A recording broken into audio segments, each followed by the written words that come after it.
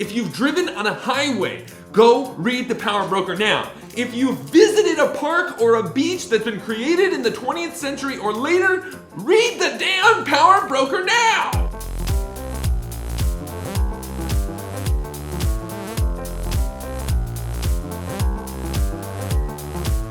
Day 4 is over, which means it's all over.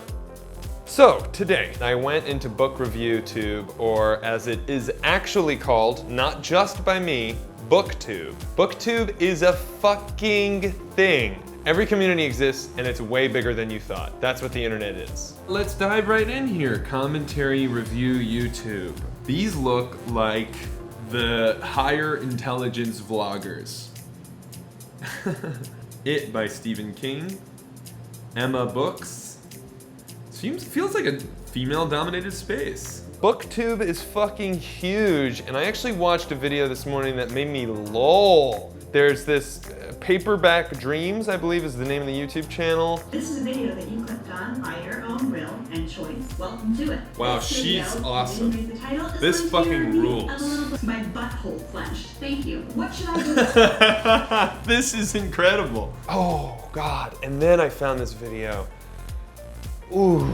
Finding lost Garfield comics has always been a big interest of mine, and this month I found the Treasure Trove, a collection of strips which totally rewrites the history of Garfield from the bottom up. And because of that, this is probably the greatest thing I've ever accomplished in my entire life. This is it. This is YouTube right here. This is what the internet was made for. This is a man who is ironically, unapologetically admitting to loving Garfield when he was young, which I too loved Garfield when I was young, and he did the fucking grunt work and found this trove of pre-Garfield Garfield. This video is so perfect because Quentin is, I hate to be this guy, but I mean, like, just look at him and look at the way he carries himself and the books on his shelf and everything like that.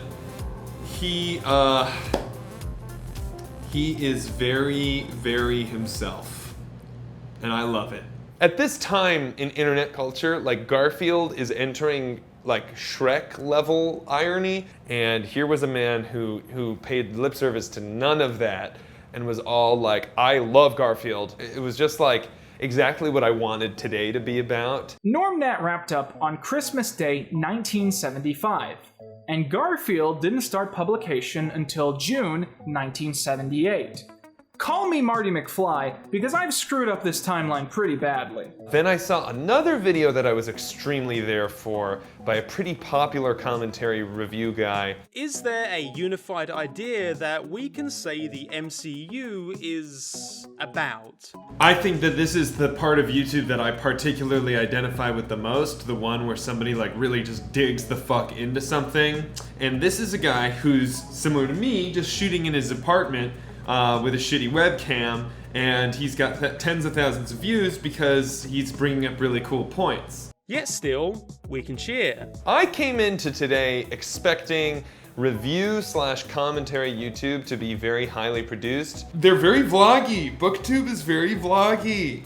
Vlogging, in my mind, is sitting in front of a camera talking about how you feel and what you like. But YouTubers, aka the new vloggers, rarely even do that anymore. They most of the time are like doing stunts, like going out into the world and like buying a cup of coffee or throwing $1 million out of a plane. But BookTube, it's a webcam and a person, mostly young women, in front of a bookshelf talking about books.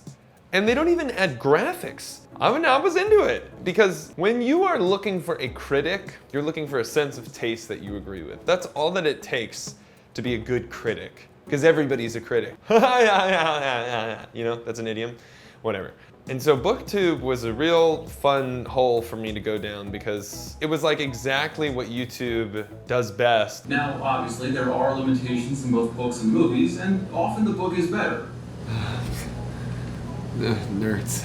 The best review videos had a strong personal take, a personality that you could chew on, that you could get behind.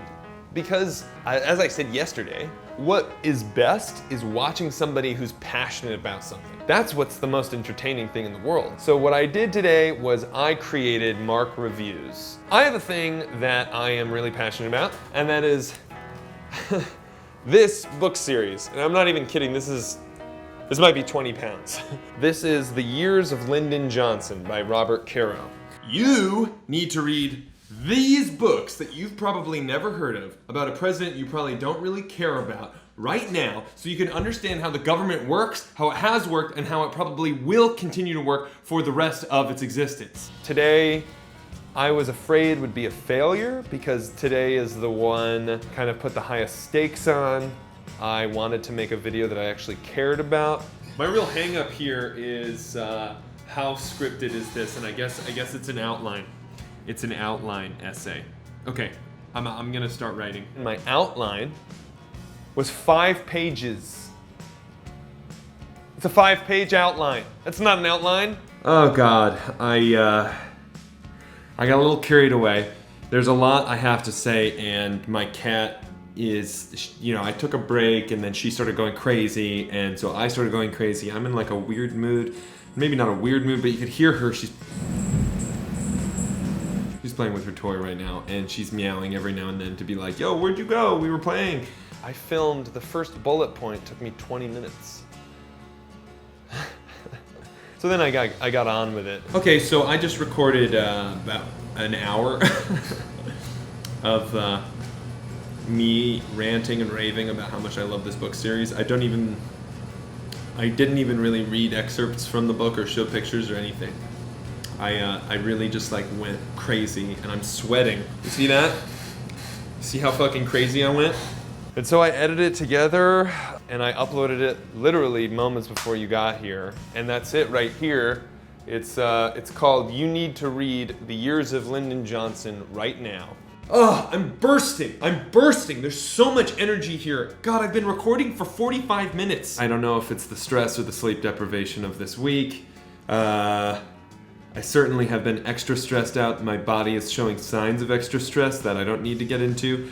But bottom line is I haven't been sleeping super well. I've been having weird nightmares. It's a stress response. This week I've been working too much, too hard, too long, and haven't been resting my mind enough. I haven't taken a break in a long time, and I'm exhausted. And I'm proud of the video. This was one I feel like I could really double down on. I think that this shows 10% of my love for the Years of Lyndon Johnson, which is a lot of love. Oh boy, I'm fucking exhausted. And you know what? It changed the way I look at everything. I feel like this is a niche video that was all in one take, even though it was written and it's deeply personal. So I was able to accomplish lessons from all of my days. My epiphany on the second day was talking about how just because I'm not the #1 expert in something doesn't mean I can't talk about it. Here, I am by no means the expert on the Years of Lyndon Johnson, but I probably am among 100 people my age who've read all 4 of them. And so this felt good. This felt like a channel, another channel I could sincerely maintain. I can always remake this video in the future if I want to. That's one of my big lessons this week, has been the disposability of YouTube videos. I felt very precious about them for so long because, to me, living in 2011 YouTube, I want like really well-polished sketch comedy videos that I can then get viral and sell to Comedy Central with. I'm still stuck in this version of YouTube that I invented in my brain where everything has to look good and sound good. And I think this is the week that finally broke me of that, where I'm like, oh yeah, you could throw something up there and if no one watches it and no one likes it, you will live another day. This video wasn't trying hard at all. This video was exactly what it was. It was a man in love with a book series, yelling at a camera about how much he loved that book series, trying to convince you, the watcher, to read this book series. The audience of Jack Saint and Quentin Butter Pie is, yeah, just pan, just show what's going down.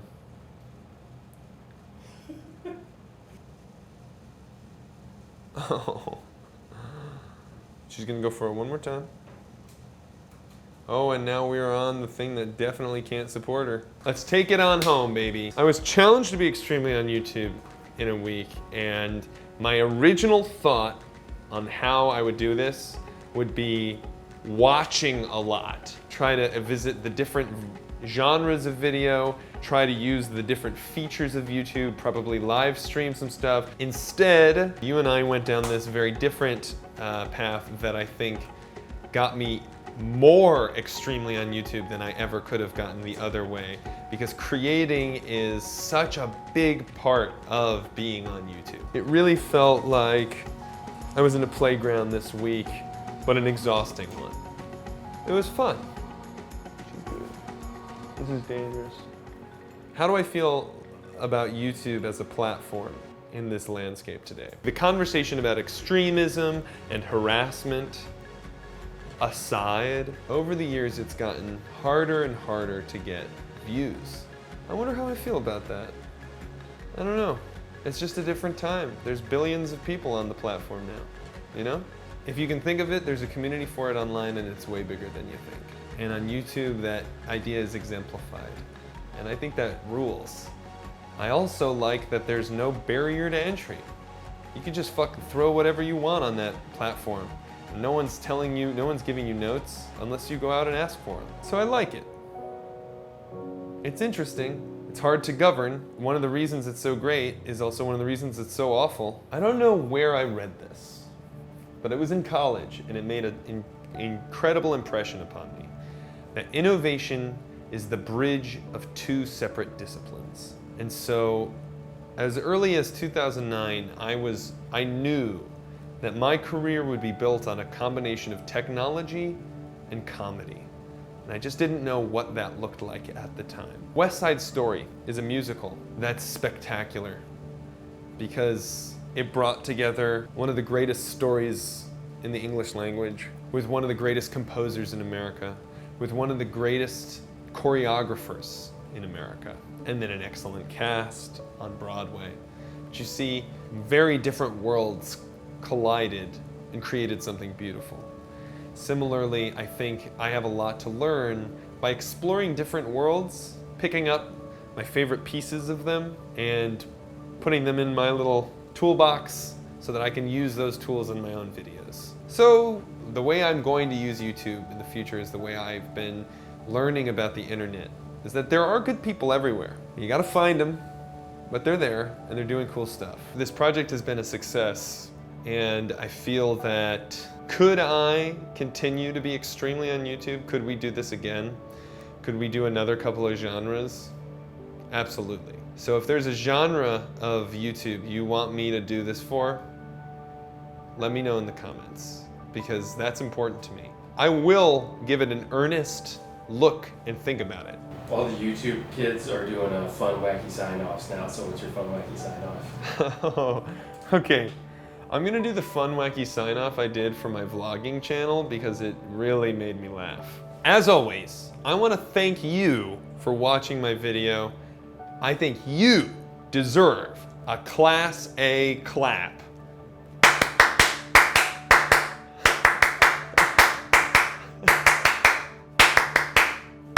Hey-oh! Please like and subscribe.